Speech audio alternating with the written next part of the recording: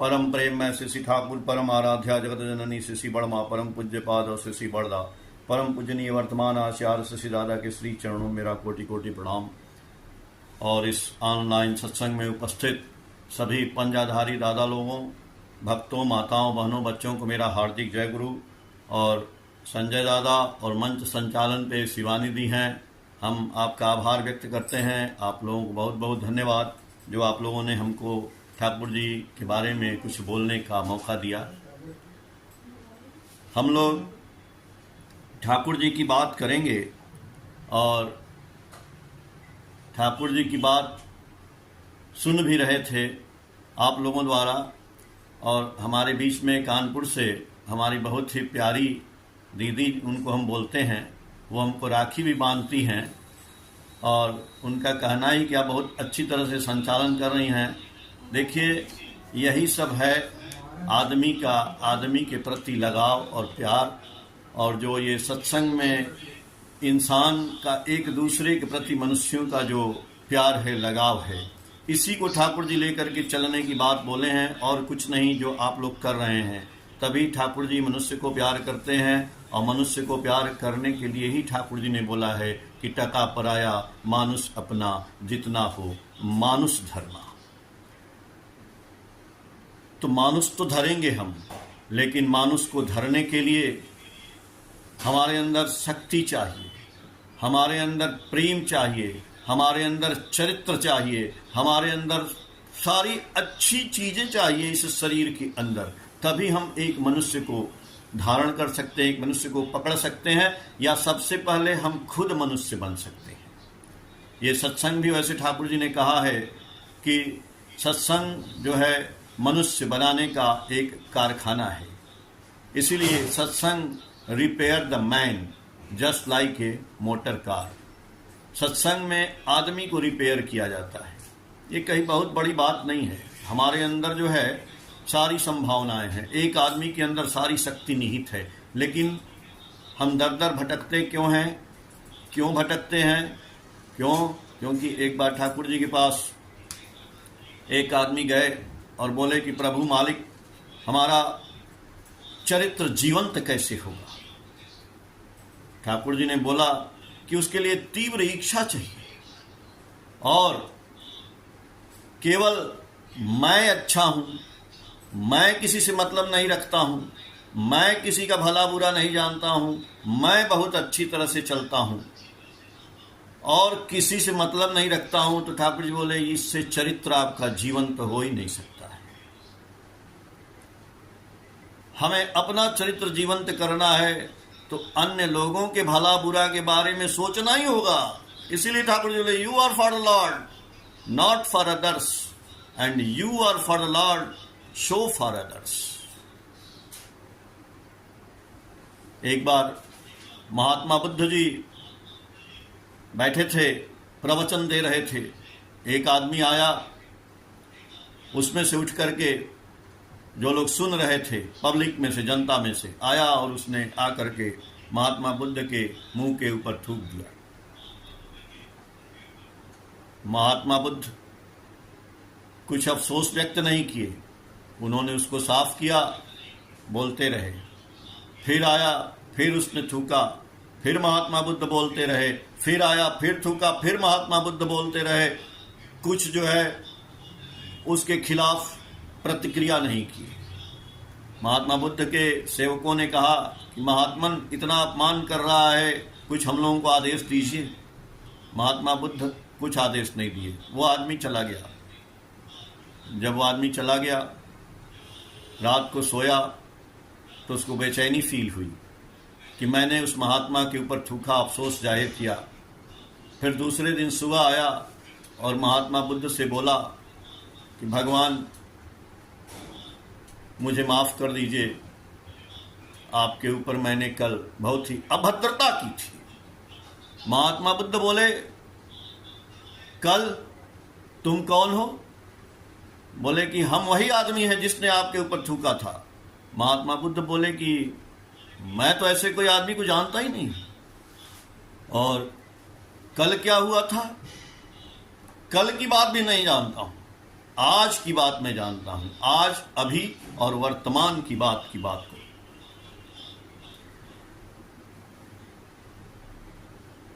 तो बोले कि अरे आप कैसे आदमी हैं, आप कैसे संत हैं कि हमको भूल गए और पर कुछ प्रतिक्रिया नहीं दिए और मेरे बारे में कुछ बोल नहीं रहे हैं, डांट भी नहीं रहे हैं। महात्मा बुद्ध बोले कि देखो, एक दिया जलता है ना, दिया, दीपक, जब दीपक जलता है तो उसमें से रोशनी निकलती है, उसका प्रकाश। तो प्रकाश जब निकलता है, रास्ते में रहता है, तो कोई चोर आता है कि कोई ईमानदार आ रहा है कि कोई कैसा आदमी आ रहा है, वो प्रकाश सबके लिए जलता है, वो बुझ नहीं जाता है। ठीक उसी तरह से ठाकुर जी बोले कि गुरु का भी प्रकाश ठीक वैसे ही रहता है, गुरु सबके लिए होते हैं। मैंने बोला ना, सत्संग मनुष्य बनाने का कारखाना है, तो ठाकुर जी के पास सारे तरह के मनुष्य आते भी हैं। तो गुरु का भी प्रकाश, ठाकुर जी बोले, सबके लिए मेरा प्रकाश एक ही है और मेरा आशीर्वाद सबके लिए बराबर है, चाहे कोई हमको गाली देता है, चाहे कोई हमसे प्यार करता है, चाहे कोई हमसे धिक्कार करता है, चाहे नकार, कुछ भी करे, लेकिन हमारा प्यार जितना आपके ऊपर है उतना ही आपके ऊपर है, उतना ही आपके ऊपर है। तो ठाकुर जी से बोले, तो फिर चरित्र जीवंत क्यों नहीं होता है? कुछ आदमी का हो जाता है, कुछ आदमी का नहीं होता है। ठाकुर जी बोले, बस वो अपने प्रवृत्तियों की ओट में रहता है, इसलिए उसका प्रवृत्ति जीवंत नहीं होता है। ओट हो गया ना, सूरज तो निकला है लेकिन छाता लेके जाएंगे तो धूप नहीं लगेगा। तो हम जब तक अपनी प्रवृत्तियों के ओट में, मतलब पर्दे में रहेंगे, तो गुरु का सानिध्य नहीं मिलेगा। इसलिए ठाकुर जी बोले कि देखो, पानी में उतरते हो ना, पानी में, नदी में, तो नदी के अंदर बहुत से जानवर भी होते हैं और नदी में तूफान भी आ सकता है, कुछ भी हो सकता है। तो नदी में उतरो, पानी में जाओ, गड्ढे में जाओ, तो अपने आप को एक रस्सी से बांध लो और एक खूंटा गाड़ दो। तो वही खूंटा है तुम्हारे गुरु और वही रस्सी है तुम्हारी लगन, तुम्हारा प्रेम, हमारा प्रेम। तो जब हम अपने आप को उस गुरु रूपी खूंटे से और भक्ति रूपी प्रेम से बांध लेते हैं, तो इस दुनिया में, इस नदी में जो झंझट तूफान आता है उससे बच जाते हैं। जैसे ही आता है उस रस्सी पकड़ के हम बाहर चले जाते हैं। इसलिए ठाकुर जी की वाणी है, झंझट तूफान जितना भी आवे, मन में रखना जोर, माथे पर तेरे दयाल ठाकुर, क्या चिंता क्या विभोर। अरे भाई, मैं एक दिन जा रहा था अपनी कार से विद्यालय, मैंने देखा कि एक लेडीज जो है आ रही थी रास्ते पर। देखिए, ठाकुर जी बोले कि अनुभूति द्वारा जो जाना जाए वही ज्ञान है।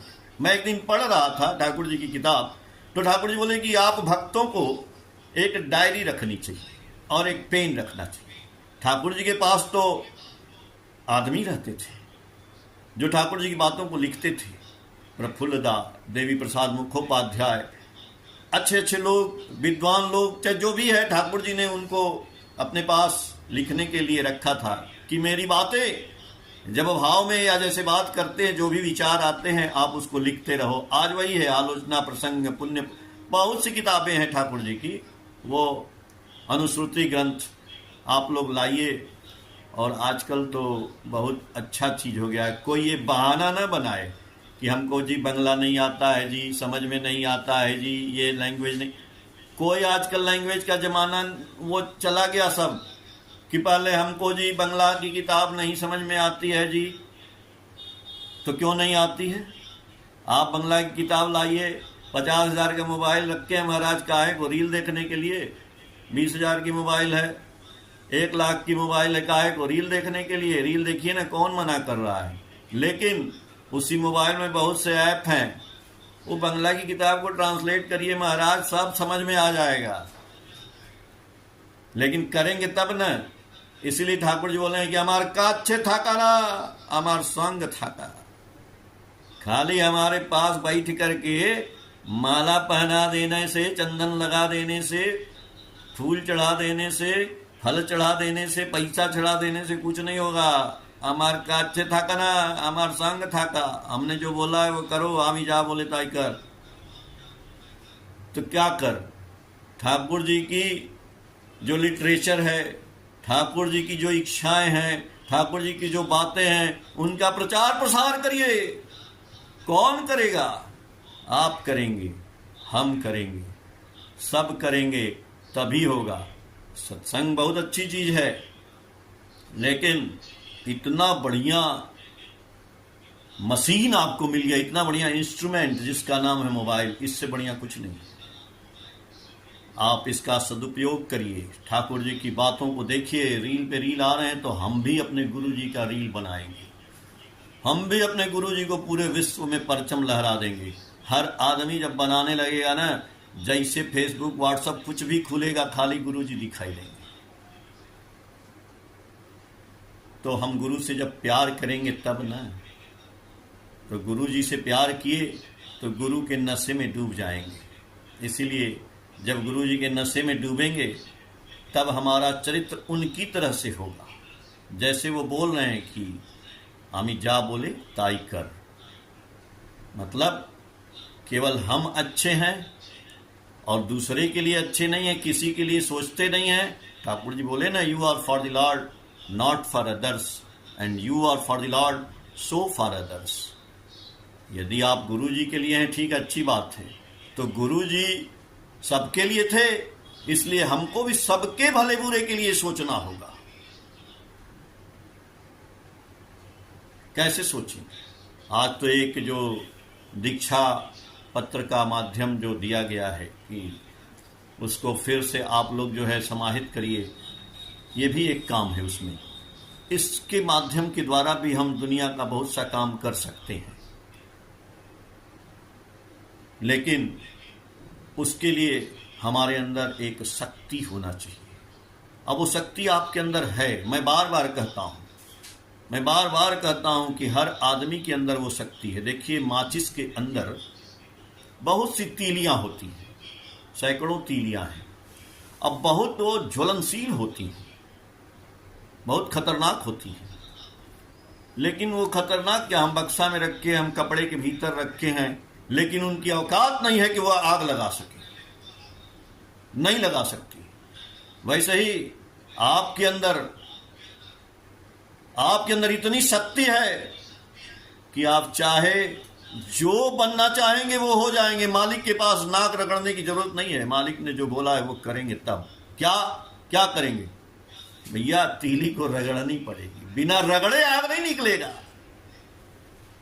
जैसे रगड़ेंगे वैसे आपको अपनी शक्ति का एहसास हो जाएगा। तुम एक अनल कण हो केवल, रामधारी सिंह दिनकर की ये वाणी है, कविता है कि तुम एक अनल कण हो केवल, अनुकूल हवा लेकिन पाकर उड़ जा सकते, छप्पर तक अंबर तक आग लगा सकते। अरे बाबूजी, आपके अंदर वो चिंगारी है, आग है, वही माचिस की तिली है। रगड़ लीजिए अपने आप को। किससे रगड़ लें? सदगुरु आवे भेद बतावे, जब ज्ञान करे उपदेश, कोयला के मैला छुटे, जब अग्नि करे प्रवेश। आग तो है आपके अंदर, मेरे अंदर, सबके अंदर। उस आग को प्रज्वलित कर देना है। थाक बे जद इष्ट चलन, राख बे ना तोर दुर्गति, दुर्गति सब दुर्ग होए, आन बे जय उन्नति। इष्ट के चलन पे चलना होगा, तभी हमारे जीवन की दुर्गति का अंत होगा और हम उस पे विजय हासिल करेंगे। चल तो रहे हैं, लंगड़े की लूले की तरह से नहीं। लंगड़ा लूलापन को छोड़ना पड़ेगा। मूकम करोति वाचालम पंगुम लंघयते गिरिम यथ कृपा तम हम वंदे परमानंद माधवम। अरे जिसकी कृपा से गूंगा भी बोलने लगता है, लंगड़ा भी आज तो इतना अच्छा है, आज के जीवन में, इस कलयुग में, इससे सुंदर भगवान की प्राप्ति आसान करना संभव ही नहीं है। और ठाकुर जी बोले हैं, हम जाते हैं, अर्थ मिल जाए, मान मिल जाए, यश मिल जाए, सब कुछ मिल जाए। अरे भाई, सबसे पहला जीवन का लक्ष्य है भगवत प्राप्ति, ईश्वर प्राप्ति, गॉड को प्राप्त करना। लोग हंसते हैं, जब हम लोग ये बात करते हैं ना तो लोग हंसते हैं, अरे यार क्या बात करते हो, पहले भगवान को कैसे प्राप्त कर लोगे भाई? 5 साल का बच्चा भगवान को कैसे प्राप्त कर लेगा?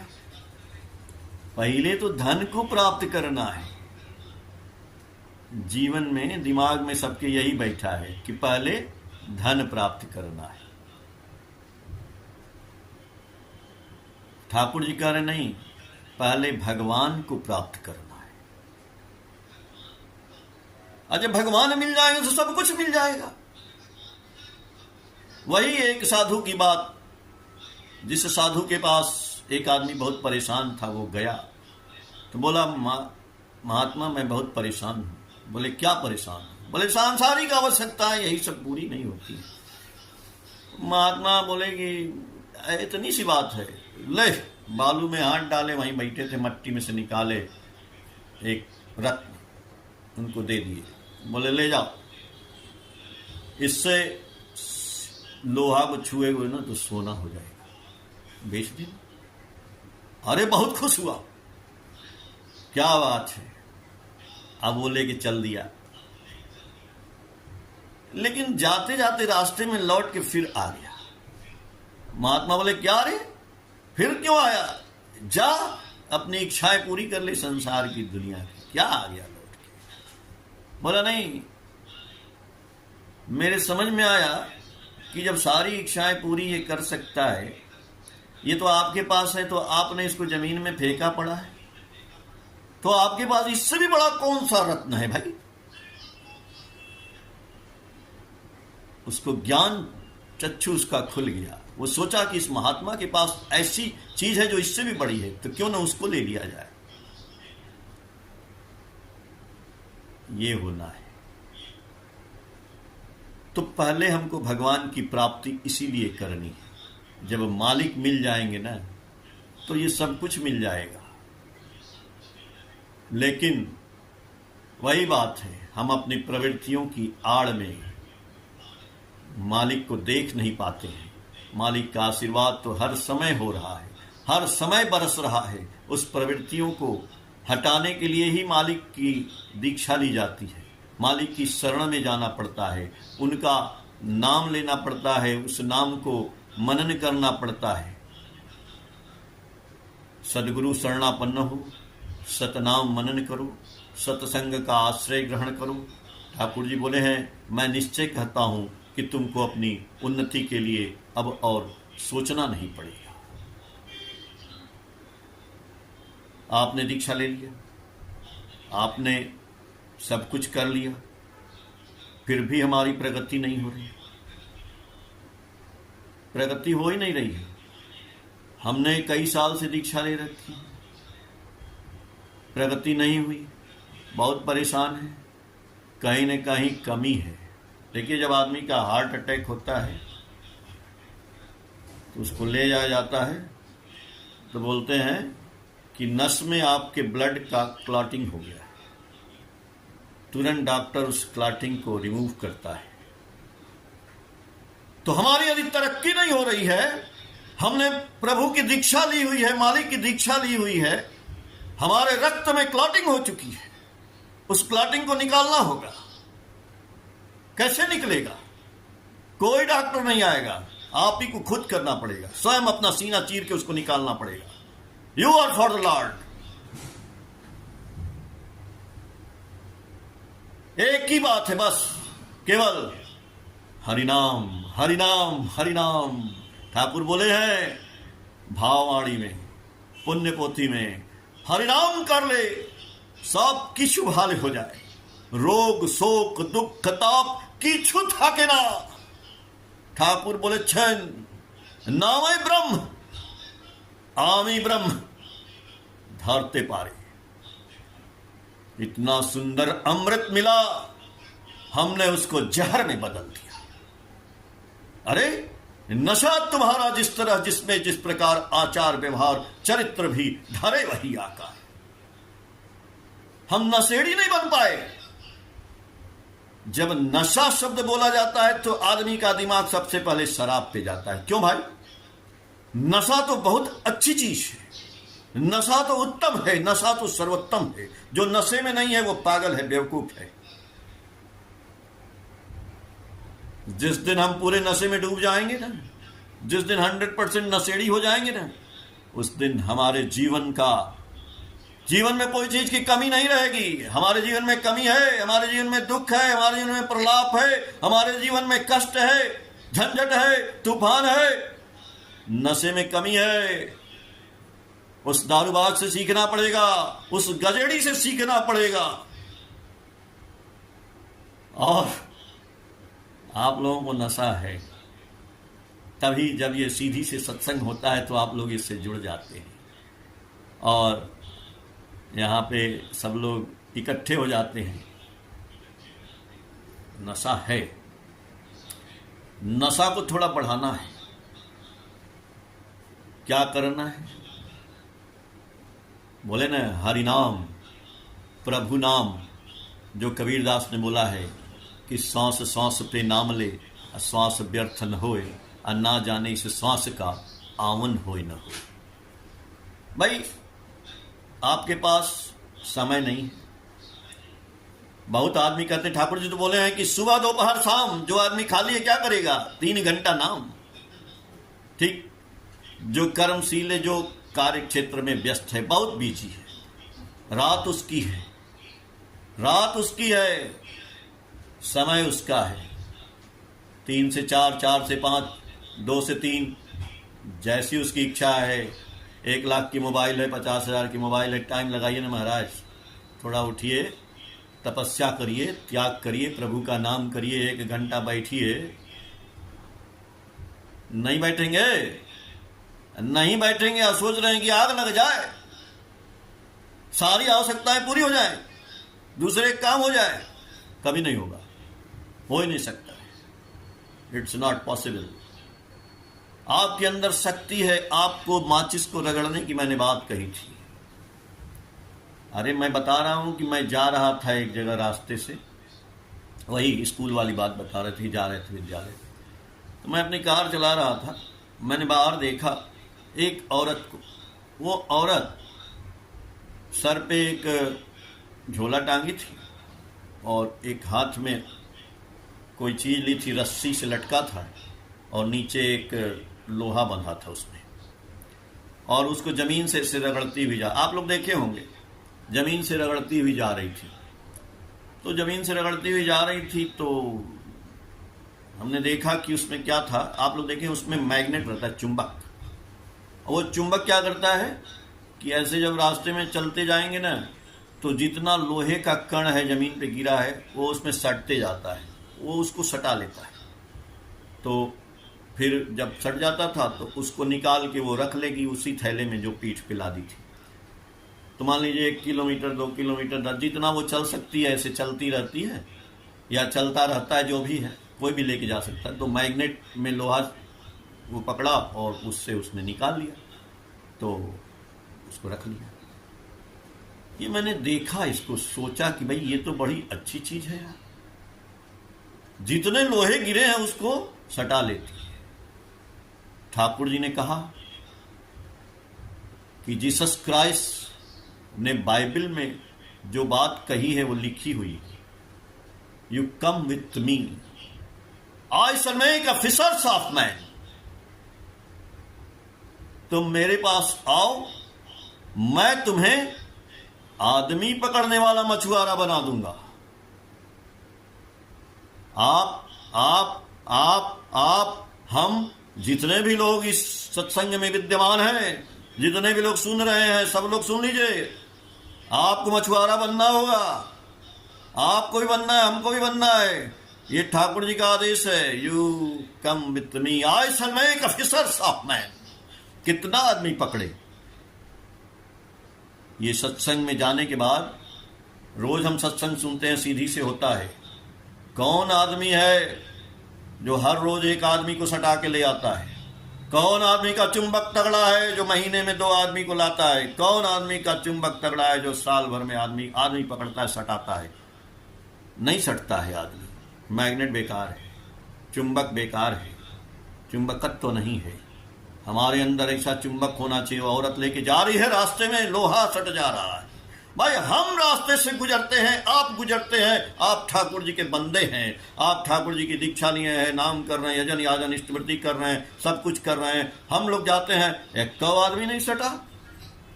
नहीं सटा। क्यों नहीं सटा? मैग्नेट गड़बड़ है, चुंबकत्व तो उसमें आ नहीं रहा है। याजन करने से ना आदमी सटेगा, तो चुंबकत्व तो कैसे आएगा?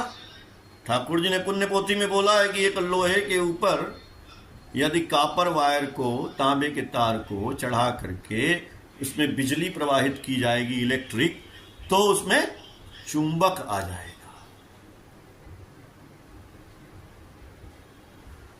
वो लोहा मैग्नेट में बदल जाएगा।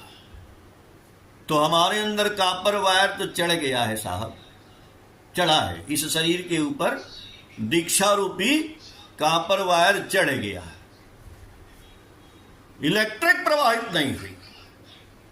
कभी कभी हम क्या करते हैं कि आयरन लगा देते हैं, जब जाना होता है सवेरे तो, और अपना शर्ट रख दिए प्रेस करने के लिए। हम सोचे भैया आयरन गर्म हो गया, प्रेस करें, आते हैं तो देखे तो घर में नहीं है, तो देखते हैं अच्छा स्विच ऑन नहीं। आप मोबाइल देखिए, चार्जिंग में लगा दीजिए, आप घूम घूम के आइए, भैया चार्ज हो गया होगा, पता चला रे यार स्विच नहीं ऑन किए थे, क्या मोबाइल चार्ज। तो भाई दीक्षा तो ले लिया, यजन याजन इष्टवृत्ति कर लिया, तार लपेट लिया, स्विच ऑन नहीं किया, चुंबक नहीं पैदा हुआ। क्या स्विच ऑन? वही मैं नाम की बात कर रहा था। नाम ही जो है करंट है। जब तक नाम नहीं करेंगे, भाई जड़ है, जड़ जड़ जड़ जड़ जड़ जड़ है, तो आदमी कहता है, बहाना बनाता है। मैं एक दिन सोच रहा था, देखिए ठाकुर जी बोले, हम वो जो बात कर रहे थे कि अनुभूति द्वारा जो जाना जाए वही ज्ञान है। ठाकुर जी बोले कि जो अपने पास रखते थे लिखने के लिए लोगों को, प्रफुल्ल चंदा को, उनको, तो ठाकुर जी बोले आपको भी सबको एक डायरी और पेन हमेशा रखना चाहिए कि जो भी विचार कुछ नया आए, जैसे ये चुंबक वाला विचार मेरे मन में आया तो मैंने इसको नोट कर लिया। तो ये बात मैं सोचता था और डायरी रखता था, लेकिन जब एक दिन अभी पढ़े कुछ दिन पहले, तो हम बोले वाह भाई वाह, ये हम सोच रहे थे, ठाकुर जी बोले हैं कि ठाकुर आपको डायरी और पेन एक रखना चाहिए अपने पास। तो मैंने एक दिन सोचा, मैं नाम ध्यान कर रहा था तो एक विचार आया मेरे में, तो मैंने वो आपसे शेयर कर रहा हूं। लोग कहते हैं बहाना बनाते हैं, हम लोग भी बहाना बनाते हैं। क्या? अरे नाम करने के लिए ठीक है, एकांत में तो प्रभु भी बोले हैं, बहुत लोग बोलते हैं कि थोड़ा एकांत होना चाहिए घर में, वो अच्छी बात है। तो वो अच्छी बात है जरूर, लेकिन एक बात बताइए कि हम यदि नाम एकांत में करें, या जहां शोर हो रहा है वहां करें, या जहां डिस्टरबेंस है वहां करें, करते ही रहें, तो क्या वो नाम हमारे शरीर में प्रभावी होगा या नहीं होगा?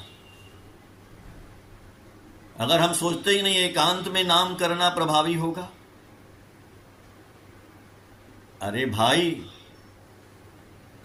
हमारा ध्यान की बात है, हमारा ध्यान कब वहां लगा हुआ है। बहुत शोर में भी हम नाम करेंगे तो भी होगा। कैसे होगा? ये मैंने सोचा कि बहुत शोर में भी आदमी गाली देता है तो तुरंत प्रभावशाली हो जाता है, कि गाली देने के लिए एकांत खोजता है कि हम 3 बजे रात को उठ के सबको गाली देंगे। कभी नहीं देता, ही नहीं है, कभी नहीं देता है। अरे देना भाई घर में बैठ के 3 बजे रात को गाली। होना तो यही चाहिए कि किसी के ऊपर गुस्सा है तो 3 बजे रात को उठ के गाली देंगे, लेकिन वो नहीं करेगा। भीड़ में, शोर में, कहीं भी वो गाली जब देता है तो उस गाली का प्रभाव आदमी के ऊपर तुरंत पड़ जाता है। तो भैया शोर शराबे में गाली दिया तो भी उसका प्रभाव पड़ गया, तो शोर शराबे में भगवान का नाम लेगा तो भी प्रभाव तो पड़ेगा। ये सब एक बहाना है कि हम एकांत में बैठेंगे तो नाम लेंगे। अरे भाई जब आदमी जो बीड़ी पीता है, जो गुटखा खाता है, जो सिगरेट पीता है, कुछ काम करता है, थक जाता है, रिलैक्स कर महसूस करने के लिए आता है बाहर, खैनी लगाएगा, गुटखा खाएगा, थोड़ा बीड़ी पिएगा, सिगरेट, तो आप भी तो खाइए, आपको कौन मना कर रहा है? आप भी थक जाइए, थोड़ा विश्राम करने आइए, तो काम करते करते तो वो गुटखा खा रहा है। 5 मिनट, आप 5 मिनट बैठ के गुरु जी का नाम करिए, आंख बंद कर लीजिए, थोड़ा ध्यान करिए, चाहे भीड़ हो चाहे जो हो। बोले ना कि हमको जब प्रभु का ध्यान हो जाएगा, प्रभु का नशा हो जाएगा, तो नशा कहीं भी हो जाएगा। और जब नशा हो जाएगा तो हमारा चाल चलन, बात, व्यवहार, वाणी, ये सब सुंदर हो जाएगा। मैं ठाकुर जी के यहाँ एक दिन एक जगह गया आश्रम में, तो वहाँ पे मैंने देखा एक जगह लिखा था बंगला में कि बुकेर पांजर चूर्ण करे सब खुशी करार प्रयास, एक लम्हा चलाई भलाई भूल होले सब निकास। देखिए, मान लीजिए हमारी वाणी बहुत सुंदर हो गई, हमारा चरित्र बहुत अच्छा हो गया, हम बहुत अच्छे हो गए, ठाकुर जी के भक्त हो गए, लेकिन 1 साल 2 साल 3 साल 40 साल बीत गया, उसके बाद भी ठाकुर जी बोल रहे हैं बुकेर पांजर चूर्ण करे सब खुशी करार प्रयास। इसका हिंदी मैंने पूछा तो लोग बोले कि भाई ये हड्डी के पिजड़े को चूर चूर कर दिए, एक आदमी को खुश करने के लिए, एक आदमी को अच्छा बनाने के लिए, खूब अच्छा बनाए, खूब उसका प्यार किए, सेवा किए। बुकेर पांजर चूर्ण करे सब खुशी प्रयास करार प्रयास, एक लम्हा चलाई बलाई भूल होले सब निकास। लेकिन एक दिन ऐसा गंदा बात बोले कि सब कुछ बेकार हो गया। तो इसलिए ठाकुर जी जब आपके अंदर हैं, ठाकुर जी जब आपके अंदर आइडियल आ गए हैं, when ideal is awakened in the man, he is active, agile, inquisitive, tactful and alert. In one word, all the faculties are bloom and glow. तो महाराज हमको अच्छा बोलना है, अच्छा करना है, कभी भी किसी को नाराज नहीं करना है, हमेशा उससे सुंदर बोलने का प्रयास करना है। ठाकुर जी आप सभी लोगों का मंगल करें। जय गुरु दादा, बहुत बहुत जय गुरु। परम पिता के चरणों में दादा के मंगल में जीवन की प्रार्थना। दादा ने इतना सुंदर बोला कि हम लोग जब एकांत में बैठ